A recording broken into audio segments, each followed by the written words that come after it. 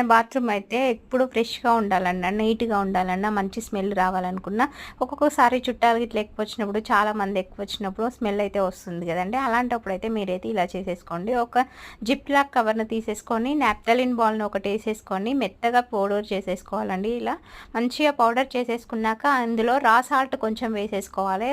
Rock salt కల్లుప్పు అండి. అది కల్లుప్పు వేసేసుకొని, అందులో కొంచెం కంఫర్ట్ వేసేసుకొని, మంచిగా మిక్స్ చేసేసుకోవాలండి ఇదంతా. కలిసేటట్టు ఇలా కవర్‌ని లాక్ చేసేసి ఇలా ఊపేసుకుంటే మొత్తం కలిసిపోతుంది.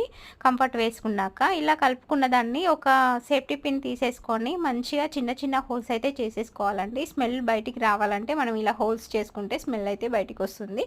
అంతా మొత్తం అక్కడక్కడ చిన్న చిన్నగా హోల్స్ అయితే చేసేసుకొని ఇది వాష్‌రూమ్‌లో పెట్టేసుకుంటే మంచి స్మెల్ వస్తుందండి. మనం ఓడోనిల్ కొనుక్కోని అవసరం లేకుండా మన ఇంట్లోనే ఈజీగా ఓడోనిల్‌నైతే ఇలా ప్రిపేర్ చేసేసుకోవచ్చు. స్మెల్ మంచిగొస్తుంది. మీరైతే ట్రై చేసి చూడండి.